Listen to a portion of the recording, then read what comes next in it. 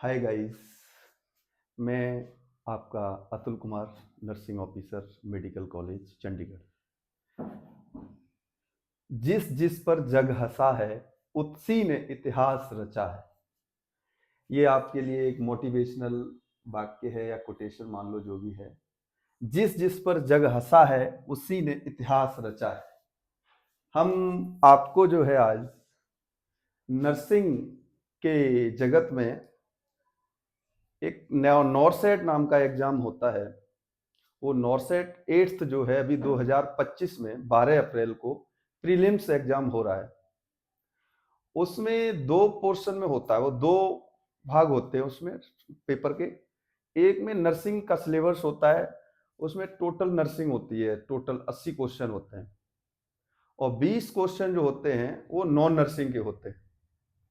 उसमें 10 क्वेश्चन जो होते हैं जनरल एप्टीट्यूड के होते हैं और 10 क्वेश्चन जनरल अवेयरनेस। बोले कि general awareness GS, general study जो होती है, उसके 10 12 या 17 टॉपिक हैं। वो उसी में से 10 क्वेश्चन आएंगे और 10 क्वेश्चन मतलब 15 जो टॉपिक हैं अपने जनरल एप्टीट्यूड के, उसमें जो है आपके नंबर सिस्टम भी है, प्रॉफिट लॉस है, परसेंटेज है, बोट्स एंड स्ट्रीम है, रेल डिस्टेंस एंड स्पीड है, तमाम टॉपिक हैं। उसमें से हम आप जो है आज पढ़ेंगे नंबर सिस्टम। फर्स्ट यूनिट है जो नॉन नर्सिंग के सिलेबस में। तो ये भारत का नक्शा बनाया था ऐसे ही। आज जो आपको नंबर सिस्टम पढ़ाएंगे हम। नंबर सिस्टम मतलब संख्या पद्धति, हिंदी में बोलते हैं संख्या पद्धति। जिस जिस पर जग हंसा है, उसी ने इतिहास रचा है। लगे रहो भाइयों, आप सबको जरूर सफलता मिलेगी। आज नहीं तो कल मिलनी तो है अपनी मंजिल। तो नंबर सिस्टम जो है वो ज्यादा, वैसे तो बहुत ब्रॉड सब्जेक्ट है। मैथ में ये एक टॉपिक है, बहुत ब्रॉड है। बट आपको जो है केवल 2 या 3 क्वेश्चन, ज्यादा से ज्यादा 2 क्वेश्चन, नहीं तो 1 क्वेश्चन ही आएगा। तो उसमें आपको इतनी गहराई में जाने की जरूरत नहीं है। बस आपको हम जो है एक ओवरव्यू देंगे और उसमें पूरा अच्छे से समझा देंगे कि अगर आपको नंबर सिस्टम से कोई क्वेश्चन आ जाएगा तो इस टॉपिक का जो अगर क्वेश्चन होगा तो बाहर नहीं जाएगा। संख्या पद्धति, ठीक है। Number system. अच्छा, नंबर क्या होते हैं? जिसके द्वारा हम किसी भी चीज की गिनती कर सकें उनको नंबर कहते हैं। अब नंबर के टाइप होते हैं, संख्या के टाइप भी होते हैं। उसमें नेचुरल होते हैं, पूर्ण संख्याएं होती हैं, पूर्णांक संख्याएं होती हैं, परमेश संख्याएं होती हैं, अपरमेश संख्याएं होती हैं, भाज्य संख्याएं होती हैं, अभाज्य होती हैं, सम होती हैं, विषम होती हैं। तो पहले संख्याओं के बारे में आप सभी लोगों को अवगत कराना चाहता हूं। संख्या पद्धति में जो संख्याओं के बारे में अगर आपको नहीं पता है तो फायदा क्या होगा फिर उसका। संख्याएं, सबसे पहले आपको संख्याओं के बारे में पता होना चाहिए। अच्छा, संख्याओं में सबसे पहले हम स्टार्ट करते हैं प्राकृतिक संख्याएं। प्राकृतिक संख्याएं यानी कि नेचुरल नंबर। वे संख्याएं या वो डिजिट्स, वो संख्याएं जिनके द्वारा हम किसी या किन्हीं वस्तुओं की काउंटिंग यानी कि गणना कर सकें। ये जो है 1 से लेकर इनफाइनेट तक होती हैं प्राकृतिक संख्याएं, ठीक। दूसरे नंबर की जो संख्याओं का प्रकार है वो है पूर्ण संख्याएं। पूर्ण संख्याएं कौन सी होती हैं? पूर्ण संख्याएं होती हैं उसमें प्राकृतिक प्लस जीरो, यानी कि जीरो सहित सभी प्राकृतिक संख्याओं को पूर्ण संख्याएं कहते हैं। यस या नो? यस। तीसरी आती हैं आपकी सम संख्याएं। सम संख्याएं, सम संख्याएं, सम संख्याओं में जो संख्या या जो संख्याएं दो से पूर्णता विभाजित हो जाएं, दो से पूर्णता विभाजित हो जाएं और खुद से, ऐसी संख्याएं जो दो से और स्वयं से और किसी एक अन्य संख्या से भी विभाजित हो जाएं, तो उन संख्याओं को सम संख्याएं कहते हैं। जैसे कि 2, 4, 6, 8, 10, 12, 14, 18, यानी कि जो अपने से भी विभाजित हो जाती है किसी एक अन्य संख्या से भी। लेकिन यहाँ पे एक फैक्ट बात ये है, फैक्ट है ये कि दो जो है प्रथम सम अभाज्य संख्या है। सम तो है लेकिन अभाज्य है। भाज्य संख्या उसे कहते हैं ना जो दो से और एक किसी अन्य संख्या से भी विभाजित हो जाए, उसे भाज्य संख्या कहते हैं। लेकिन सम संख्याएं 2, 4, 6 यानी कि ये विभाजित अपने से है लेकिन किसी अन्य से नहीं, इसलिए 2 को जो है एक सम अभाज्य संख्या है। तो केवल एक ये नोट डाल लो यहाँ पे कि 2 जो है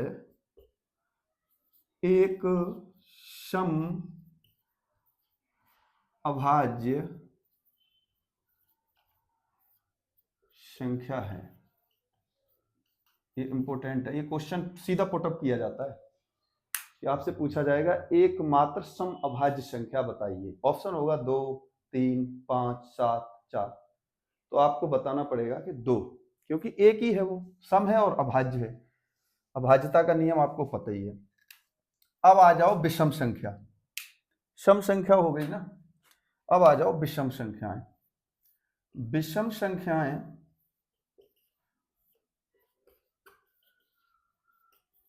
विषम संख्याएं वह संख्याएं होती हैं जो 2 से पूर्णता विभाजित न हो। For example 3, 5, 7, 9, 11, infinite. ठीक है, ये हो गई विषम संख्याएं आपकी। अब आ जाओ प्राकृतिक पूर्ण संख्याएं, सम संख्याएं, विषम संख्याएं।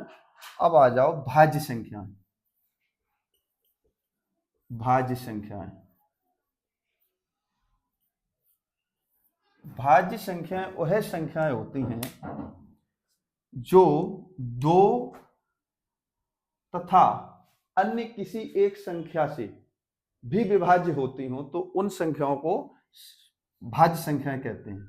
जैसे कि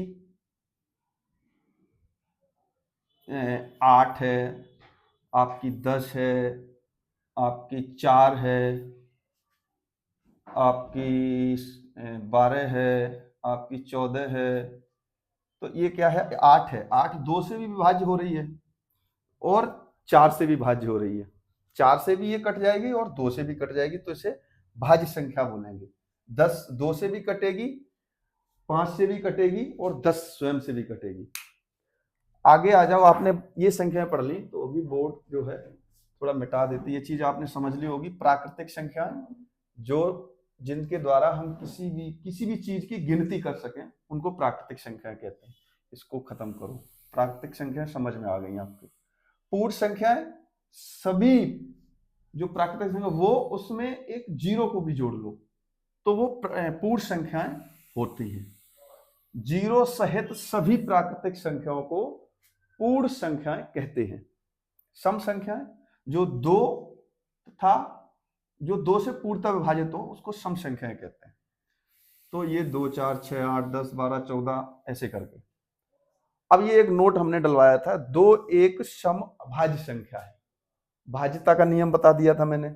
जो संख्या भाज्य संख्या वो संख्या को कहते हैं जो और किसी एक अन्य संख्या से भी विभाजित हो जाए, उसे भाज्य संख्या कहते हैं। तो आपकी 2 केवल एक ऐसी सम संख्या है जो अभाज्य है, बाकी सारी सम संख्याएं जो होंगी वो भाज्य होंगी। ये भी हो गया। नंबर 4 पे हमने विषम संख्याएं पढ़ाया है। विषम संख्याएं वह संख्याएं होती हैं जो 2 से विभाजित न हो, उनको विषम संख्या कहते हैं। भाज्य संख्या हमने अभी पूरी डेफिनेशन बताई दी, ये आपको। अब आ जाओ आप अभाज्य संख्या। अभाज्य संख्याओं के आगे जो है ब्लैक से करना है। अभाज्य संख्या 6 नंबर था ना। अभाज्य संख्याएं,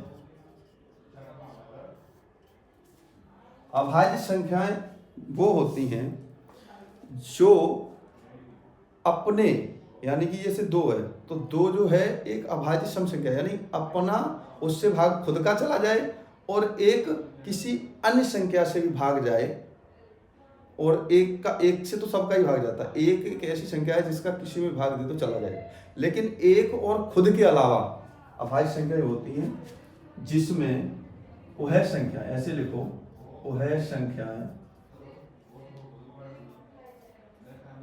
जिनमें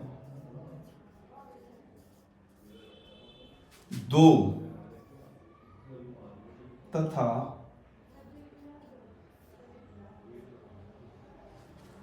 अभाज्य है ना, 2 जिनमें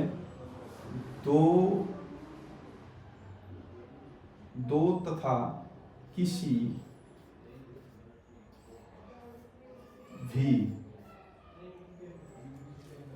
दूसरी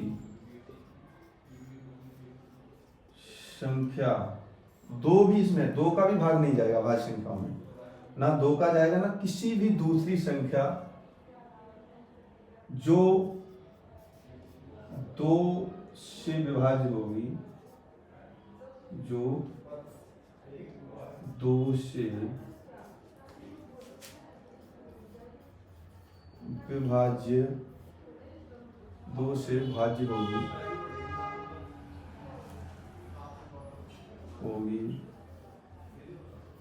उसका भी भाग नहीं जाएगा। समझ गए ना? अभाज्य संख्या वह होती है कि ना तो उसमें जो है 2 का भाग जाएगा, ना किसी अन्य संख्या का भाग जाएगा, सिवाय उसके स्वयं के और एक संख्या की। एक संख्या कौन सी? 1 नंबर। 1 से भी भाग उसमें चला जाएगा, लेकिन उस स्वयं का जाएगा। जैसे कि मान लो 5, जैसे कि मान लो 7, जैसे कि मान लो 11, जैसे कि मान लो 13। इन सभी संख्याओं में जो हमने लिखी अभाज्य संख्याएं, इनमें ना तो 2 का भाग होगा, भाग नहीं जा सकता, भाग नहीं जा सकता इसमें, ना 2 का, ना किसी अन्य संख्या का, ना 2 का, ना किसी अन्य संख्या का, अन्य संख्या का भाग जाएगा, सिवाय उसके स्वयं के और 1 की। इसमें क्या 1 का भाग चला जाएगा, 1 पंजे 5, और 5 का भी चला जाएगा, 5 एकम 5, यानी कि 5 में 1 का भाग जाएगा और खुद का उसमें जाएगा। इसके अलावा किसी अन्य संख्या का भाग नहीं जाएगा। ऐसी संख्याओं को अभाज्य संख्या कहते हैं।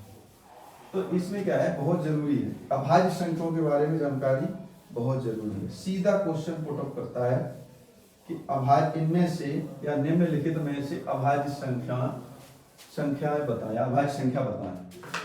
ठीक है, अभाज्य हो गई, भाज्य हो गई, नेचुरल हो गई, पूर्ण हो गई। अब परमेय और अपरमेय 2 प्रकार हो बचे, परमेय और अपरमेय। परमेय संख्या,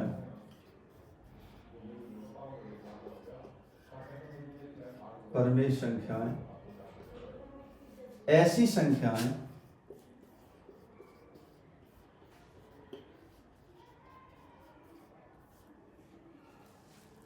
जिनको भिन्न के रूप में लिखा जा सके, भिन्न के रूप में लिखा जा सके। जा सके। उसमें सीधा एग्जाम्पल बुक में होता है पी वाई क्यू। यहाँ पर जो क्यू होगा वो जीरो नहीं हो सकता, जो हर होगा, ठीक है, वो जीरो नहीं हो सकता, क्योंकि अगर जीरो हो जाएगा तो ये भिन्न होगी ही नहीं। तो ऐसी संख्याएं जिनको भिन्न के रूप में लिखा जा सके या जो बटे के रूप में हो, जिसमें अंश और हर दोनों हो, और अंश से जो है हर जो है जीरो से बड़ा हो, ऐसी संख्या जिसमें ऐसी भिन्न जिसका जो हर है वो जीरो से बड़ा हो, तभी वो है परमेय संख्या कहलाएगी। अपरमेय संख्या, अपरमेय संख्या या अपरमेय संख्याएं वो है संख्याएं, साफ करते हैं। ये तो परमेय संख्याएं बता दी हमने, अब आपको अपरमेय संख्याओं के बारे में जानकारी देते हैं। अपरमेय संख्याएं कौन सी होती है?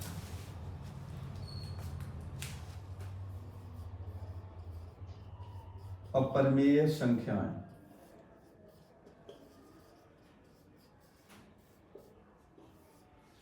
ऐसी संख्याएं या वह संख्याएं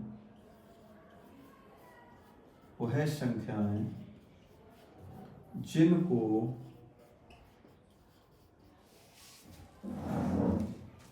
पी वाई क्यू के रूप में न लिखा जा सके, रूप में न लिखा जा सके,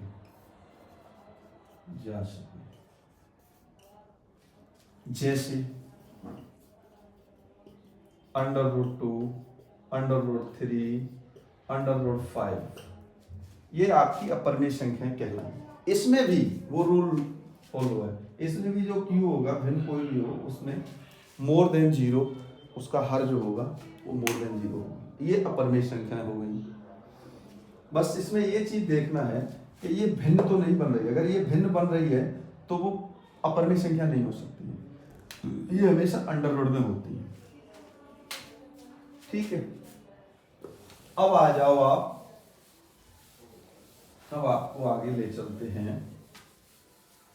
वास्तविक संख्याएं, जानते हो वास्तविक संख्याएं?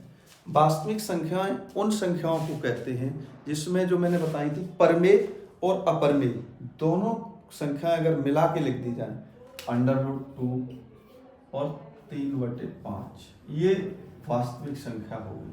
वास्तविक संख्या तो परमेय और अपरमेय दोनों का जो मिला हुआ रूप है वो वास्तविक संख्या कहलाता है या वास्तविक संख्या। अब आपको दो चीजों ले चलते, संख्याओं का ज्ञान हो गया।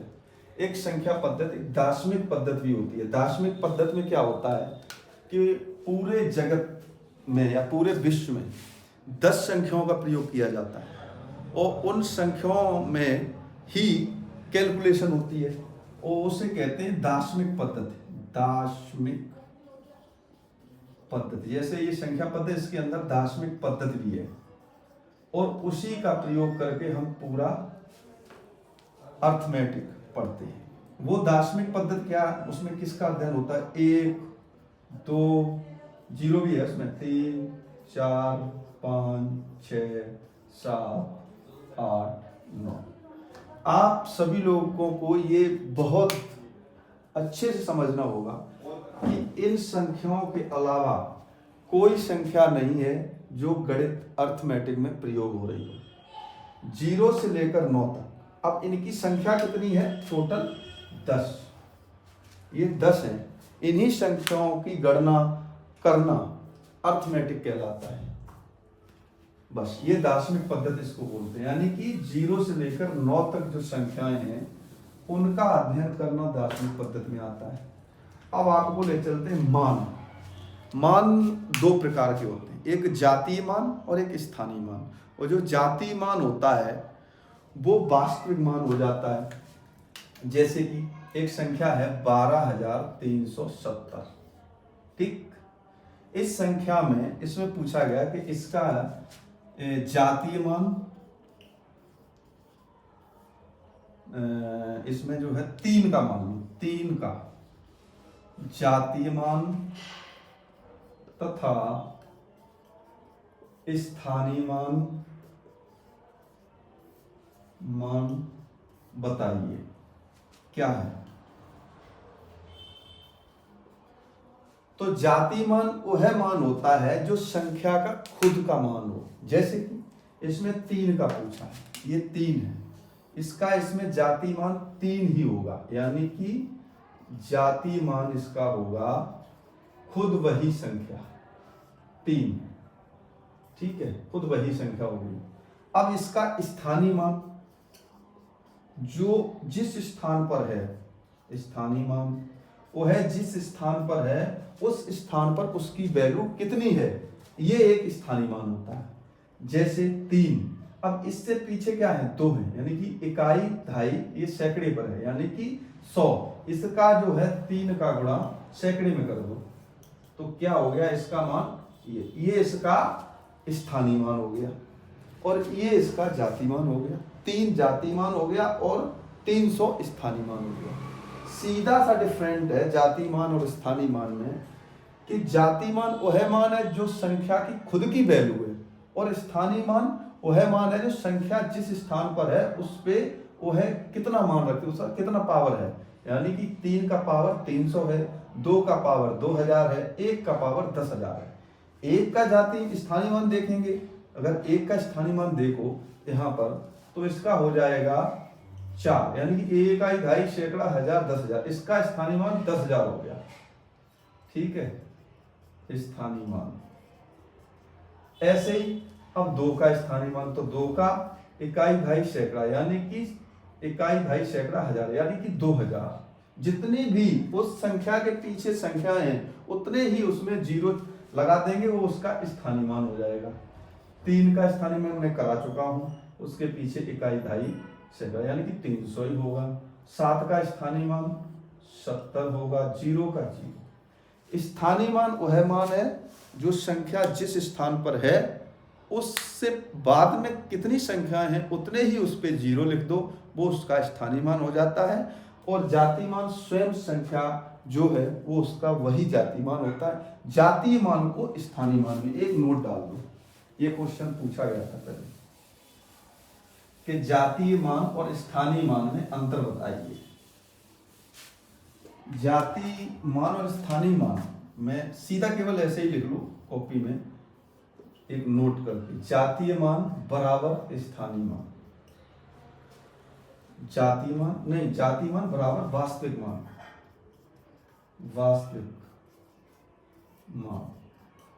इसमें सीधा मैंने ये इक्वल का साइन किया है, इसका मतलब ये है जो उसका जातीय मान है वही इसका वास्तविक मान होगा। कुछ कंफ्यूजन होने की जरूरत नहीं है, जातीय मान और वास्तविक मान सेम होता है। जैसे कि 17,890, इसमें पूछा जाए कि इसमें जो है 7 का जातीय मान बताइए और वास्तविक जातीय मान और वास्तविक मान में अंतर बताइए, तो 7 का जातीय मान भी वही होगा 7,000 और स्थानीय मान भी वही होगा। यानी कि 7 का जातीय मान स्थानीय मान पूछा जाए, चाहे वो जातीय मान लिख दे चाहे वास्तविक मान लिख ले, वो सेम ही चीज है। स्थानीय मान अलग चीज है, जातीय मान और वास्तविक मान वो सेम चीज है। जैसे कि जातीय मान इसका हो जाएगा 7 जातीय मान, ठीक है, जातीय मान हो गया 7, ये हो गया स्थानीय मान।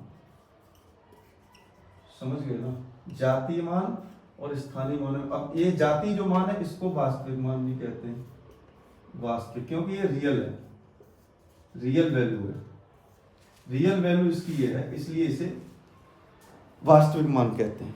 ये आपको समझ में आ गया जातीय मान, स्थानीय मान और वास्तविक मान क्या होता है। ठीक है, अब हम आपको आगे ले चल रहे हैं संख्या पद्धति में। अब आगे आपकी संख्याएं हो गई, अब आ जाओ आप। अच्छा, एक चीज और है,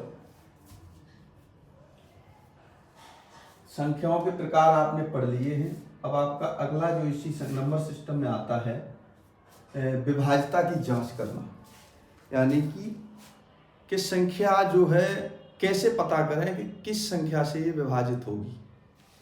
जैसे 2 है, ये संख्याओं हो गई दो। दो से विभाजित जो संख्याएं होंगी उनको पता कैसे करेंगे? अब ये दो से विभाजित है, विभाजिता के नियम कुछ होते हैं, विभाजिता के नियम, विभाजिता के नियम हैं।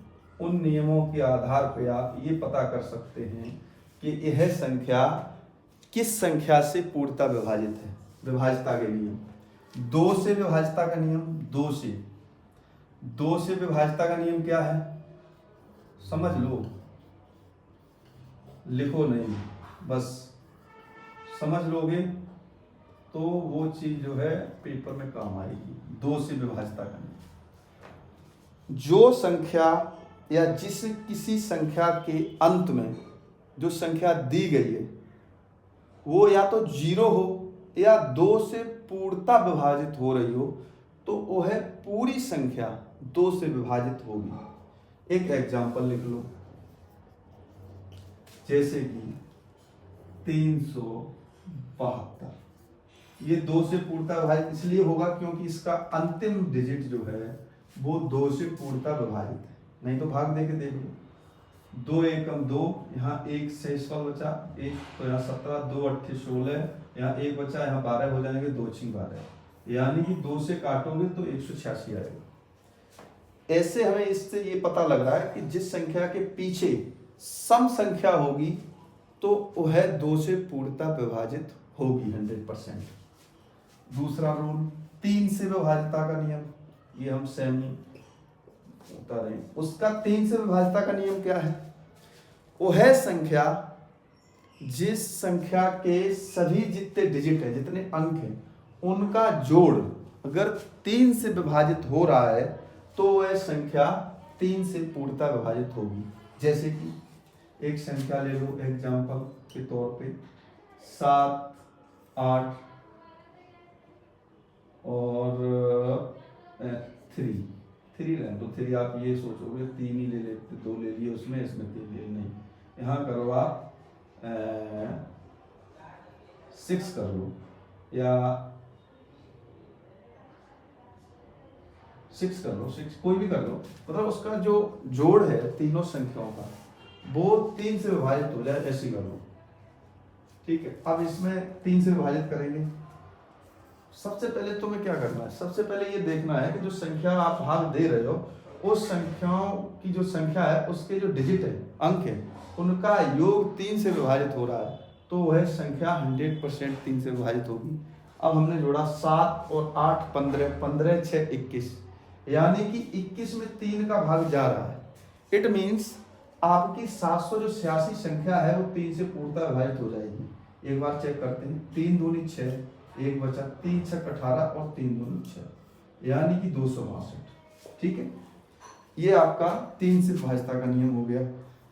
अब आ जाओ 4 से विभाजिता का नियम। एग्जाम्पल्स के तौर पे आपको समझाते हैं क्योंकि टाइम कम है तो आप इसी पे समझते जाइए। जो ना समझ में आए तो आपको एक बार फिर हम इसी का क्लास ले लेंगे नंबर सिस्टम का, फिर समझा देंगे। 4 से विभाजिता का नियम क्या होता है? वह संख्या जिसके अंतिम दो जो डिजिट हैं या अंतिम दो संख्याएं वो 4 से अगर पूर्णतः विभाजित हो रही हैं तो वह पूरी संख्या 4 से पूर्णतः विभाजित होगी।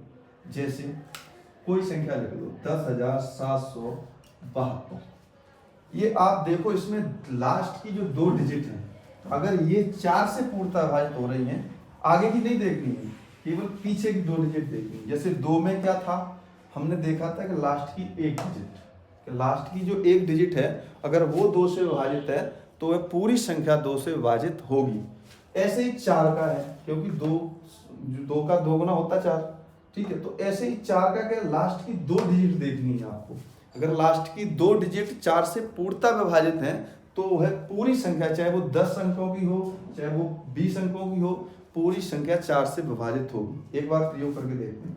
4 का भाग अगर 72 में देंगे तो 4 एकम 4, यहाँ 3 4 8 32, यानी पूर्ण रूप से चला जाएगा। हमने ये समझ लिया कि 10,772 4 से पूर्णतः विभाजित होगी 100%। ठीक, जैसे कैसे करेंगे इसको, 4 दूनी 8, ठीक, यहाँ 2 बचे, यहाँ 27 हो जाएंगे, 2 7 4 4 7 28 नहीं, 4 6 24, यहाँ बचे 3 24 नहीं 2 24 25 26 3 बचे 36 37 हो जाएंगे। 4 और 4 नहीं 36, यहाँ 1 बचा तो यहाँ 12, ठीक है 4 3 12, ये संख्या कट गई, 4 1 बचा 2693 आंसर है। यानी कि आपको ये पता चल गया है कि जो हमारी 4 से विभाजित होने वाली संख्या होगी वो उसके लास्ट के 2 डिजिट आपको देखने हैं, वो पूर्ण रूप से विभाजित हो रहे हैं तो वह संख्या 4 से विभाजित होगी। अब हम आगे चलते हैं 5 से विभाजिता का नियम। ऐसे हम 9 तक करेंगे।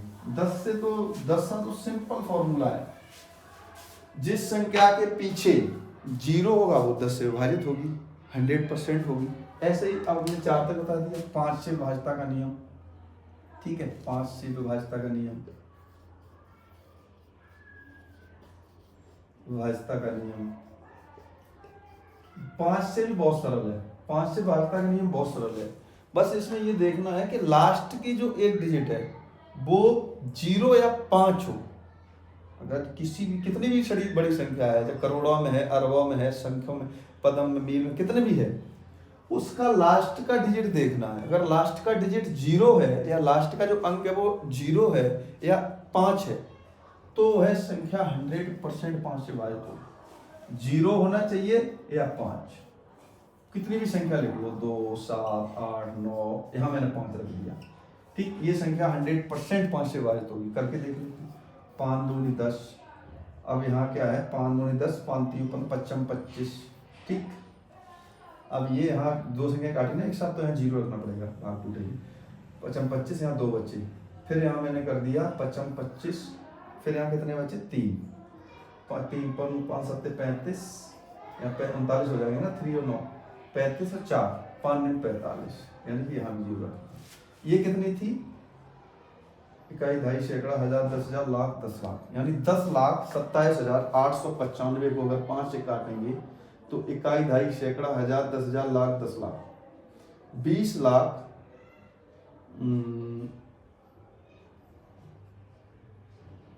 यहाँ 0 नहीं होगा, 20,000 इकाई दहाई सैकड़ा हजार 10,000 लाख 2,05,579 आएगा, ठीक है। अगर 10,27,895 को 5 से काटोगे, एक बार दोबारा कर देते हैं, तुमको समझ नहीं आएगा, साफ बताते स्पष्ट। कोई ले लो 2 8 9 5 4 3 7, यहाँ 5, इसको 5 से विभाजित करो। बस इतना समझना तुम्हें, लास्ट का अंक देखना, लास्ट का 0 है या 5 है, ये हमने क्या बताया 0 या 5, इसमें 5 है, 0 होता तब भी करती, तो 5 से काट के देखो, 5 से 2 नहीं जाएगा तो कोई दिक्कत नहीं, पूरे में भाग दो तो 5 25, कितना 5 25, यहाँ कितने बचे 3, ठीक। ये हो गए 39, 3 बचे 39 हो गए। यहाँ पे मैंने 39 में अगर डायरेक्ट देंगे तो 39 में यहाँ 0 रखना पड़ेगा, ठीक है। 5 7 35, ठीक, एक बार 0 रख लिया मैंने। अब यहाँ कितने 4 बचे, 5 9 45, ठीक है, 5 9 45 हो गए, 5 9 45 तुम्हारे 5, और यहाँ हो गया 5, फिर एक बार भाग टूटेगी, 0 लगानी पड़ेगी, 5 5 8 40, यहाँ 3 बचे, 5 7 35, ठीक है, यहाँ 2 बचे 55 25, इकाई दहाई सैकड़ा हजार 10,000 लाख 10 लाख करोड़, 2,89,54,375 को 5 से अगर भाग दिया तो इकाई दहाई सैकड़ा हजार 10,000 लाख 10 लाख करोड़।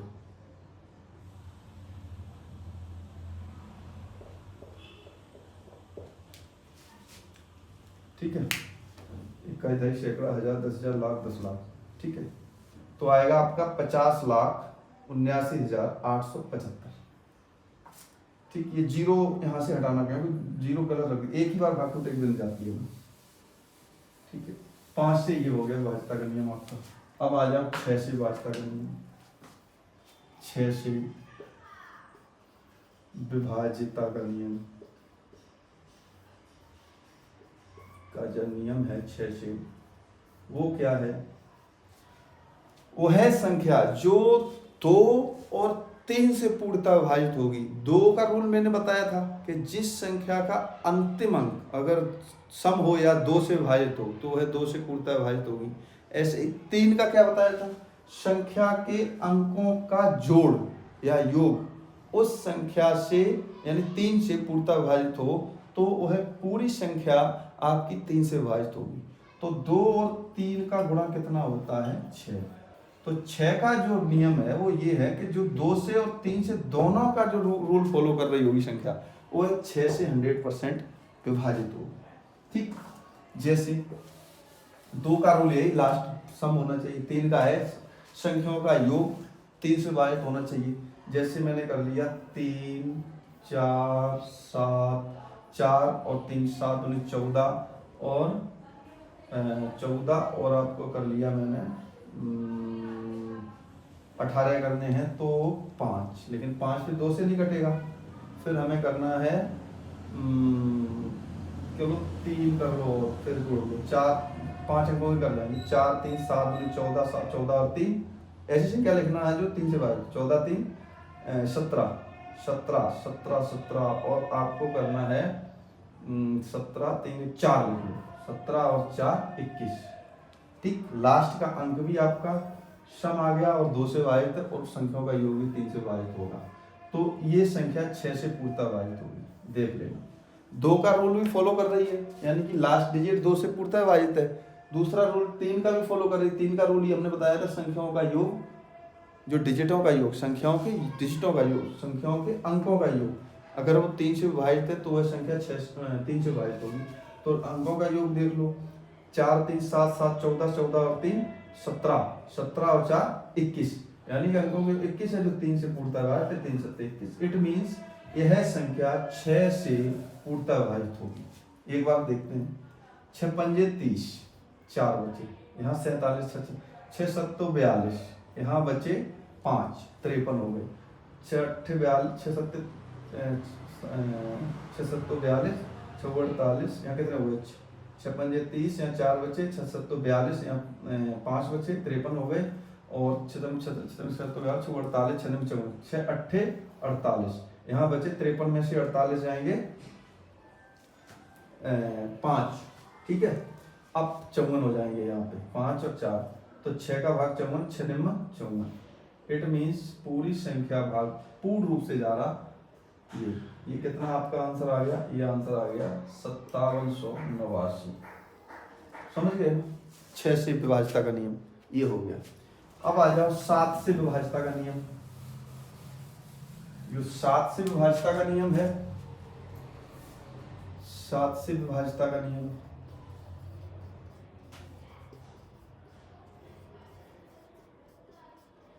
वो थोड़ा टफ है। ठीक, 7 से विभाजिता का नियम क्या है, वह संख्या जो जैसे ये लो 3 से 43, इसका सीधा ये देखना पड़ेगा 3 से 43 7 से भाग कैसे जा रहा है। देखो एक बार ये प्रैक्टिकल करके देखते हैं। 7 चौकू 28 और यहाँ बच्चे 6 और यहाँ 3 तो 63, 7 निम्न 63, यानी कि वह संख्या जो 7 से विभाजित होगी उसमें पीछे की 3 संख्याओं का देखो भाग देके, अगर जा रहा है तो वह संख्या 7 से विभाजित।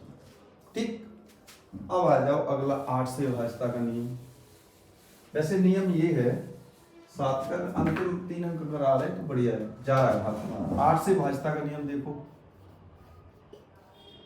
विभाजिता के नियम जो है बहुत जरूरी है, क्योंकि आपको अगर पूरी संख्या में भाग देने का समय इतना होता तो बात बन जाती, लेकिन आपको पूरी जैसे 10 अंकों की संख्या है, अब आप उसमें 2 का चेक कर रहे, 3 का चेक करें, 4 का चेक, ऐसे नहीं। आपको केवल ये तुरंत पता लग जाए कि 10 अंकों की संख्या किससे विभाजित हो रही है, 3 से 4 से 5 से, तुरंत वो नियम फॉलो कर लो कि अगर 3 से होगी तो संख्याओं का योग में 3 का भाग जाएगा, 4 से होगी तो अंतिम 2 अंक 4 से पूर्णतः विभाजित होंगे, 5 से होगी तो अंतिम अंक 0 या 5 होगा, 6 से होगी तो वह संख्या 2 या 3 से अगर विभाजित हो रही है तो वो 6 से विभाजित होगी। 8 से विभाजिता का नियम सेम। 8 से विभाजिता का नियम क्या है कि अंतिम जो संख्या के जो कोई भी संख्या हो, संख्या के अंतिम 3 अंक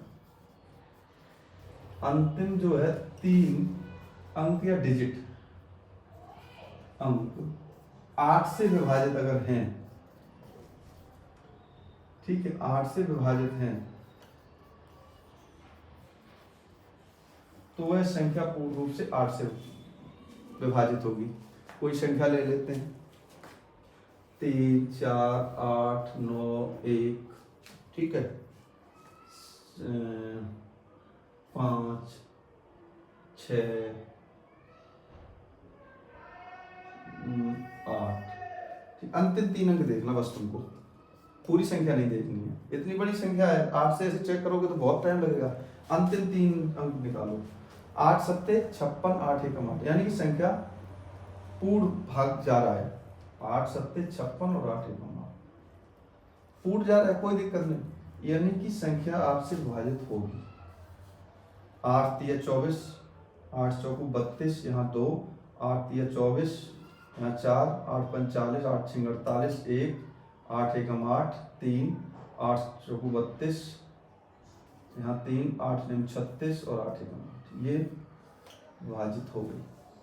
केवल संख्या जो कितनी बड़ी हो उसके लास्ट 3 डिजिट जो है 8 से पूर्णतः विभाजित हो रहे हैं, तो वह संख्या आपकी 8 से पूर्णतः विभाजित होगी। 9 से विभाजिता का नियम जल्दी जल्दी बता देते हैं। विभाजिता का नियम, जो आपको मैंने 3 का विभाजिता का नियम बताया था ना, 3 का विभाजिता का नियम क्या था? संख्या जो है दी गई उसके डिजिट, जो अंकों का योग अगर 3 से विभाजित है तो वह संख्या 3 से विभाजित हो रही थी। सेम रूल इसमें भी है, 3 और 9 का सेम रूल है कि जिस संख्या के अंकों का योग 9 से विभाजित हो रहा है तो वह संख्या भी 9 से विभाजित हो रही होगी। जैसे 9, 8, 7, 6, 3, 1, 7, कोई ले लो। अब इसके अंकों का योग करो, 8, 9, 17, 17, 7, 24, 24, 6, 30, 30, 3, 33, 33 और 1, 34, 34 और 7, 41। 41 क्या 9 से विभाजित है? नहीं है, देख लो, 9 चौको 36, नहीं जा रहा पूर्ण भाग, यानी कि ये संख्या 9 से विभाजित नहीं होगी। ठीक, अब यही हम क्या करते हैं, एक संख्या, यही संख्या में थोड़ा सा मॉडिफिकेशन करते हैं, यानी कि वो ये 41 हो रहा था, 9 चौको से 9 45, यानी कि इसमें केवल क्या बढ़ जाएगी, 4 और ऐड हो जाए तो 45 हो जाए, 45 9 से भाग जाएगा, यानी कि हमने यहाँ 6 और यहाँ ले लिया हमने 5 और यहाँ ले लिया 2 और ये 7, ये 9 से भाग चला जाएगा, नहीं तो जोड़ो 9 और 8 17, 17 7 24, 24 6 30, 30 5 35, 35 2 37, 37 और 7, 37 और 7 44, इसमें एक और बढ़ाओ 45 करो, 45 में 9 का भाग चला जाएगा, 9 पना 45, इट मीन्स वह संख्या 9 से भाजित होगी। 9 का भाग देके देखते, 9 एकम 9, अब 1 में जा नहीं रहा तो भाग टूटेगी बिंदी 0, तो यहाँ 87, 9 निम 81, अब यहाँ 6 9 6 बचे, 9 7 63, यहाँ बचे आपके 3, 9 9 3 27, 9 चौको 36, 9 3 27, 9 निम 81 और 9 3 27, यानी कि 1 0 9 7 3 9 3, ये संख्या पूर्ण से 9 से विभाजित हो रही है आपकी। जो संख्या के अंकों का योग 9 से विभाजित हो रहा है वह संख्या आपकी 9 से विभाजित होगी। ये 9 से विभाजिता का नियम है। 10 का सिंपल फॉर्मूला है कि वह संख्या 10 से पूर्णतः विभाजित होगी जिस संख्या का लास्ट जो अंक होगा वो 0 हो, वो 10 से विभाजित होगी। 11 से भी बता देता हूँ, हालांकि 10 तक आपको प्रयोग करना है, 11 तक नहीं जाना, लेकिन 11 को ही बता दें, 11 का थोड़ा टफ है। 11 से विभाजिता का नियम, 11 से विभाजिता का नियम क्या है?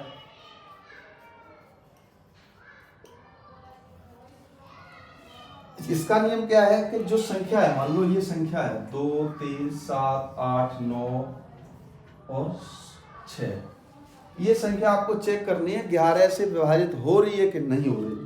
तो इसमें एक रूल है कि संख्या के जो डिजिट हैं वो सम स्थान इनके हैं, उनका और विषम स्थानों का अंतर अगर 11 से विभाजित हो या वो 0 हो या 11 से विभाजित हो। जैसे मैंने पहले नंबरिंग कर ली इसकी 1 2 3 4 5 6।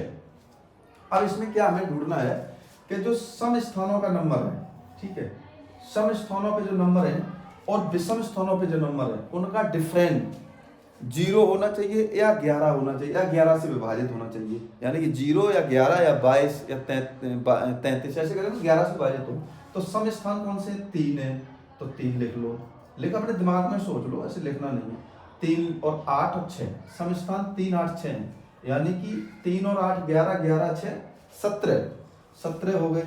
और विषम स्थान 2 और 7, 7 और 2 9, 9 और 9 18, यानी कि सम और विषम स्थानों का अंतर कितना होगा इसमें 18 17 का 18 17 का अंतर 1 हो गया, यानी कि वो है ना तो 0 है ना वो है 11 से विभाजित है। इट मीन्स यह संख्या कभी 11 से विभाजित नहीं हो सकती। 11 से विभाजितता का नियम हमने क्या बताया, संख्या जो दी गई उसके सम स्थानों का और संख्या और विषम स्थानों का अंतर 0 या 11 से विभाजित हो, या 11 हो या 11 से विभाजित हो। सम स्थानों का अंतर और विषम स्थानों का अंतर 0 कर लेते हैं। जैसे 2 7 9 9 और 9 18 हो रहा है तो 18 इसको भी कर देते हैं। 6 और 7 13 13 और 3 16, नहीं 6 और 8 14 14 और 3 15 16 17 18 कर लो। ये 18 हो रहा ना सम विषम स्थानों का, और सम का भी 18 कर लो। देखो सम विषम का देखो 2 और 7 9 9 9 18, 3 और 8 3 11 11 और 6 17, यहाँ करो 4। अब तुम्हारा हो जाएगा काम। 4 और 8 12 12 6 18, यानी कि सम स्थानों का सम स्थान कौन से हैं 2 4 6, यानी कि 6 पे है ये, 8 पे है और 4 पे है। 6 और 8 12 और 14 14 और 4 18, ठीक। और विषम 2 और 7 9 9 और 9 18, यानी कि 18 में से 18 जाएंगे 0 बचेगा। आपको ये कंफर्म हो गया कि ये जो संख्या है वो पूर्ण रूप से 11 से विभाजित है, क्योंकि इसके सम स्थानों के जो डिजिट हैं और विषम स्थानों के जो डिजिट हैं, ये नंबरिंग की 1 2 3 4 5 6, उनका जो अंतर है वो 0 है। तो ये संख्या 11 से विभाजित होगी। अब देख के देखते हैं, ये संख्या 11 से विभाजित करके देखते हैं। संख्या क्या है 24 78 96, करो 11 से। 11 दूनी 22, यहाँ 2 बचे, यहाँ 27, 11 दूनी 22, यहाँ फिर कितने बच्चे 27 में से 22 में 5, यहाँ 58 हो गए, 11 पंजे 55, यहाँ 3 बचे, यहाँ 39 हो गए, 11 चौको 44, और यहाँ 39 में से 49 में से 44 रहेंगे, 5 बचेंगे। दोबारा से देखो 11 दूनी 22, यहाँ 2 बचे तो 11 दूनी 22, फिर 27 में से 22 जाएंगे, 5 बचे, यहाँ हो गए 58, 11 पंजे 55, यहाँ बचे 3, यहाँ 39 हो गए, 39 11 तिया 33, यहाँ 3 हो गए, 11 तिया 33, यहाँ 39 में से 33 जाएंगे 6 बचेंगे, तो 11 6 66। ये लो पूर्ण से बाहर चला गया 22,536। ठीक, ये हो गए आपके विभाज्यता के नियम। इनको एक बार रिवाइज आप किसी भी नोटबुक से कर लेना, सब में दे रखे नियम, हमने भी आपको बता दिए। बस आपको इसलिए बताए ये नियम कि आपको जितनी में संख्याएं देंगे विभाजित करने के लिए, तो ओरली आपको मतलब आप तुरंत बता देंगे कि ये संख्या जो है इस संख्या से पूर्णतः विभाजित है। ठीक, अच्छा अब योग पे आ जाओ। एक क्वेश्चन और आता है योग, इसमें नंबर सिस्टम बहुत अच्छा क्वेश्चन है, एक नॉर्थ साइड में भी शायद मैंने कोई बता रहा था, आ रहा है आजकल बहुत ज़्यादा, कि किसी पार्टी में 10 व्यक्ति हैं, किसी पार्टी में कोई भी पार्टी मान लो, फेयरवेल पार्टी मान लो, किसी भी पार्टी या फेयरवेल पार्टी मान लो, अपने हॉस्पिटल के जो स्टाफ फेयरवेल पार्टी देते हैं, फेयरवेल पार्टी चल रही है आपके यहाँ, ठीक है, और फेयरवेल पार्टी में 22 व्यक्ति हैं, टोटल 22 व्यक्ति हैं। उन व्यक्तियों ने पार्टी में जब आए तो एक दूसरे से हैंडशेक किया, हाथ मिलाए, तो क्वेश्चन ये पूछता है कि उस कुल पार्टी में जो हाँ हैंडशेक हुए वो टोटल कितने हैं। मान ली हर व्यक्ति ने हर व्यक्ति से हैंडशेक किया, तो टोटल हैंडशेक कितने हुए।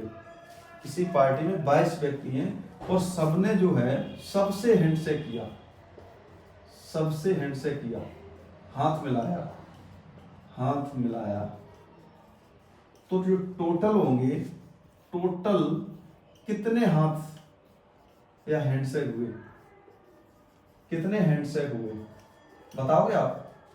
टोटल हैंडशेक कितने हो गए, उसका एक फॉर्मूला है टोटल हैंडशेक, n(n-1/2).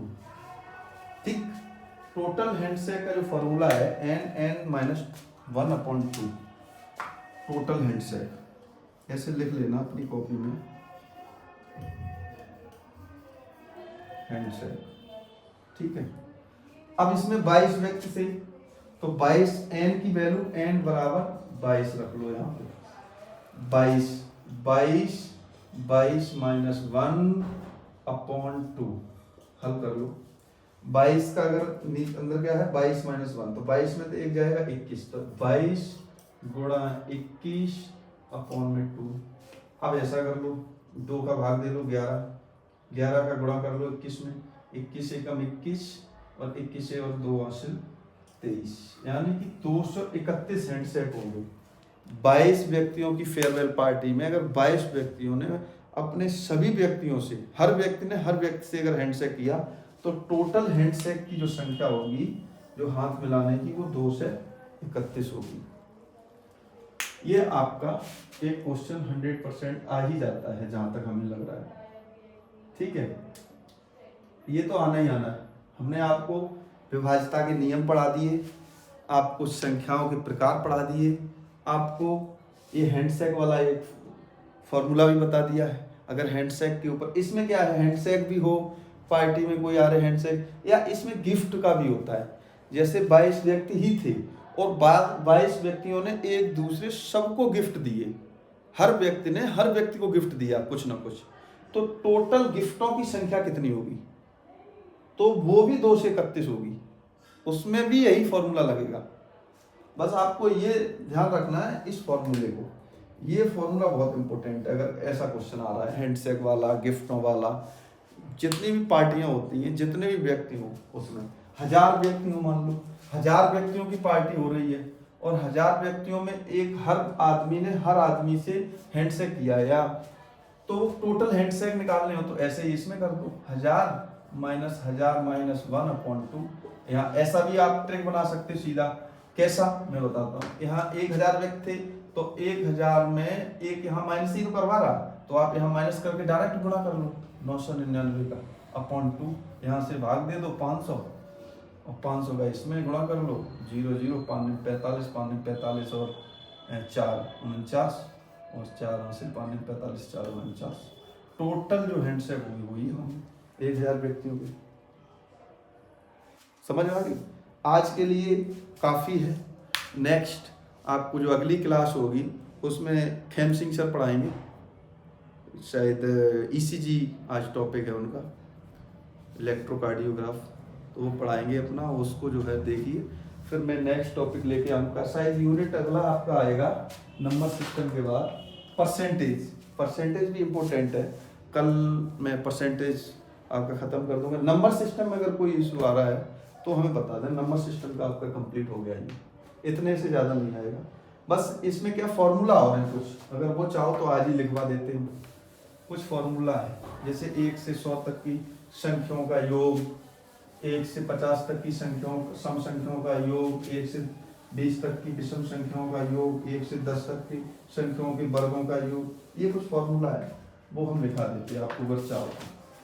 सबसे पहले लिखा देते हैं, जैसे प्रथम n प्राकृतिक संख्याओं का योग, प्रथम n प्राकृतिक संख्याओं का योग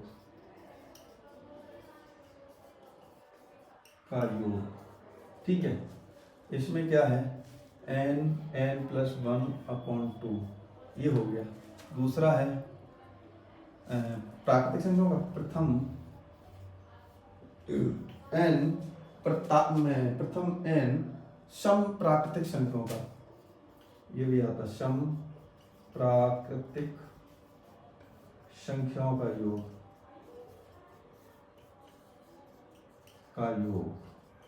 ये फॉर्मूला होता है n plus 1 2n plus 1 upon 6, ठीक है।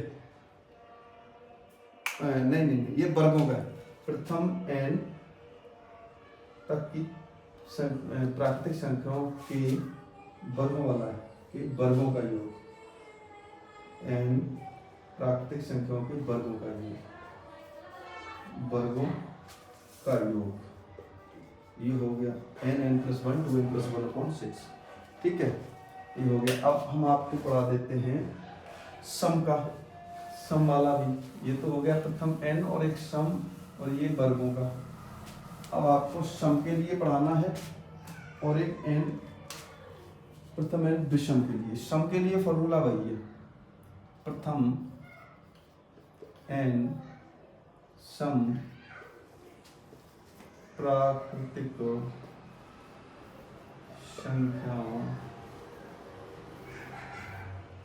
का योग, ठीक है, ये हो गया n प्लस 1, ठीक है, ये हो गया आपका n प्लस 1, ठीक। अब ये सम का हो गया। विषम का, केवल विषम का थोड़ा सा बहुत सरल फॉर्मूला है, प्रथम n विषम प्राकृतिक संख्याओं का योग, ठीक है। विषम का क्या होगा, n स्क्वायर। जैसे 10 विषम प्राकृतिक संख्याओं का योग पूछा जाए तो 10 का स्क्वायर हो जाएगा 100। ये फॉर्मूला थे, कुछ नहीं, ये फॉर्मूले भी बता दिए, विभाज्यता का नियम बता दिया, प्राकृतिक संख्याओं के जो टाइप है वो बता दिए, जाति मान स्थानीय मान सारा कंप्लीट हो गया। कुछ छोटा होगा थोड़ा बहुत तो नेक्स्ट एक क्लास और ले लेंगे संख्याओं के रिलेटेड, वो आपको खत्म करा देंगे। बस आपको प्रैक्टिस करनी है, जितनी करो प्रैक्टिस करो आप। जो क्वेश्चन है ना प्रीवियस ईयर वाले हों या नोट सेट की जो बुक आती है, टारगेट हाई है, PR यादव है, उससे आप प्रैक्टिस करते रहिए, ठीक है। Complete, bye.